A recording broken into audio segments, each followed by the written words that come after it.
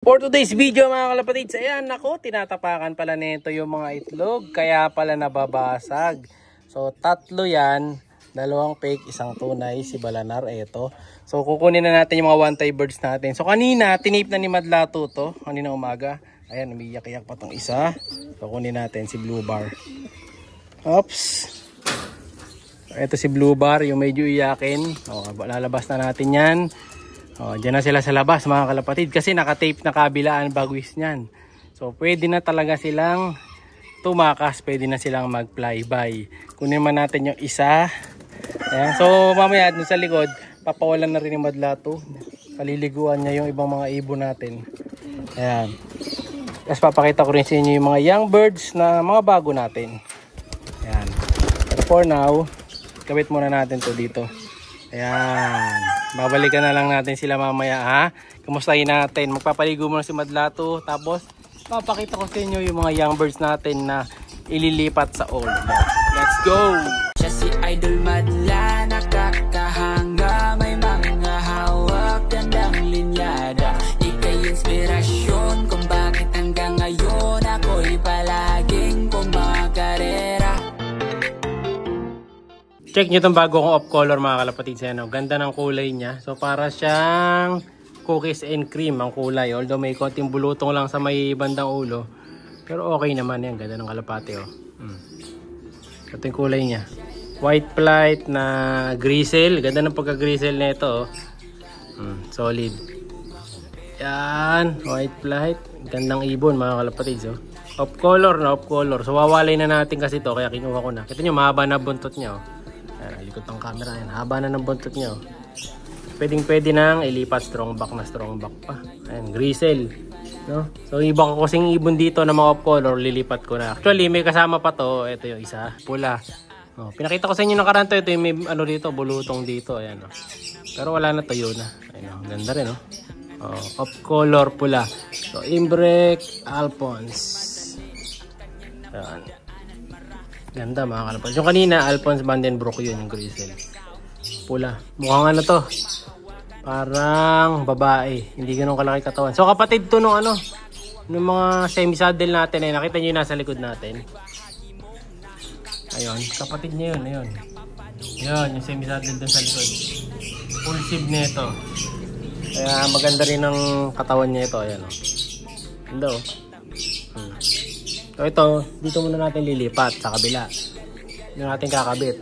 Tapos tatanggalin na natin yung iba. Pinadala ko na kasi yung ending board natin kanina. Kaya wala na nakakulong doon. So naglipat na ako. Ito naman, titingnan ko na to. Check ko na to kung pwede nang ilipat sa likod. Ito naman yung anak ni AJ saka ni Lady Anna. Nung pinsang ko. So speedbird to. So dahil co-breeding kami, dalawa naging anak nun. So yung isa sa kanya ito.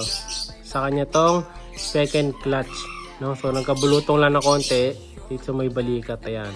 So yung isang anak nito nasa 1 month mahigit na, no? Pa 2 months na yata. Yan. Ito yung kasunod na second clutch nun eh. So kukunin na kasi niya sa Sunday. So ito yung sa kanya, yung second clutch.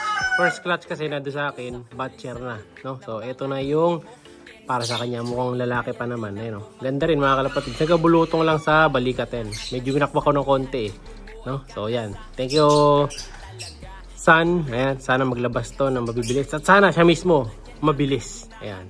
Thank you, thank you. Ito, ang liit lang mga kalapatids, kulay pula. So, ang ganda pa naman. Kaso nga, may mga maliliit din ako lutong. So, binakbak ko na, no? Para mas mabilis gumaling. Ayan, wala na rin yung nasa ulo niya, oh. Kanya may sign ng pagtanggal. So, magiging okay na rin to. Ayan. Pero bukas na natin sila lilipat para di may stress. Ayan, oh. Para matuyo muna. Ito maganda rin mga kalapatids. Kapatid nung pula kanina. May bulutong naman to sa kabilang side ng buka. Ayan, medyo inalis ko na yan. Ayan, oh.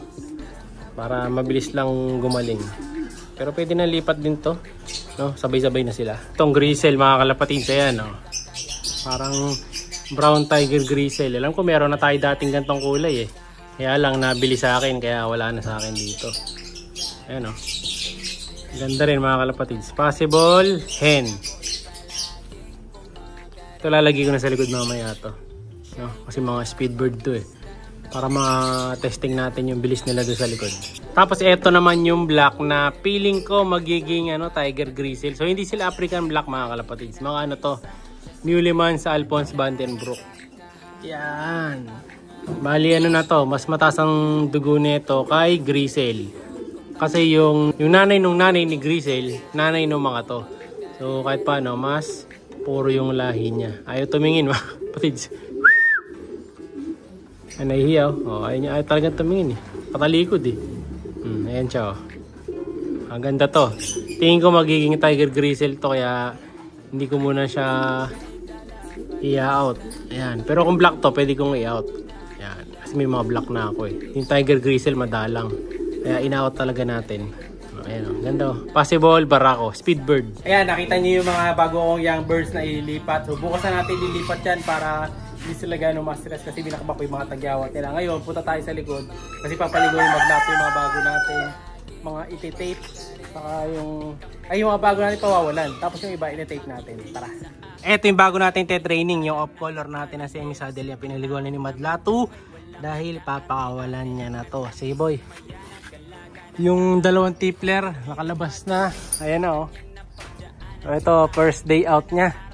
Tingnan natin kung di madadagit ha. So kanina nga pinakita ko sa inyo yung all new na nakatape natin mga one-tie birds. So ito lalabas na yung saddle. Ayan. Huwag kang lalayo. Tatlong off color yan mga kalapatids. Ay mga kadagit niyan. Buena sa inyo mga tippler oh. Oh ayan oh. Diba? Sabi ko sa inyo, mas madaling turuan yung mga tippler. Basic experience ko yan mga kalapatids. Mas madali sila kasi nga magagaan ang katawan tapos hindi lumalayo. Sa una, pero pagka nasanay sila lumayo, talagang lalayo yan mga kalapatids. Tutuldok pa. No? So eto yung red check oh. Lululub ni Madlatu doon paliliguan. Ayun, mayroong monta yata. Tama, nagronda-ronda na yung dalawa. So babalikan natin yan pag nasa taas na. So ngayon ito, puntahan natin yung mga nakatape ko. Kamustahin natin sila. So ayan, nakakakaway-kaway na sila dyan. Ilang ginanda dyan. Wag lang kayong magbababay. Ayan o. Lipad-lipad na o, mga Taiwan birds ko. Wag kayong mawawala ah. So iwanan ko lang to dito. Hayaan natin. Wag lang sana silang ano. Wag sanang tatalon mga kalapatids. Kukunin ko yung bakal. Susuportahan natin. Bumaba siya mga kalapatids. Nagiba yung ano. Yung height. Ayan o. Dati abot nga to eh. Ngayon hindi na. O, ayan na silang dalawa. Ito doble sara muna natin ha. Para hindi sila tumakas. Baka tumakas yung mga magulang. Naiwan dito sa atin yung nakay. Mawala yung magulang. Yari tayo dyan. Tapos yung mga niligo ni Madlatu. Ayun na. Nandun na. Sa taas na. Kasama ng mga tippler. Di na siguro mawala yan. No? So ito yung dalawa nating one-tie birds. Wala namang pusa dito sa amin na humahunting ng mga kalapate. Kaya dito eh sila eh pwede. Pasok ko lang itong tali. Ayan, pati sila maalangan. So ayun na silang dalawa. So tinape natin yan. Kabila ang bagwis yan.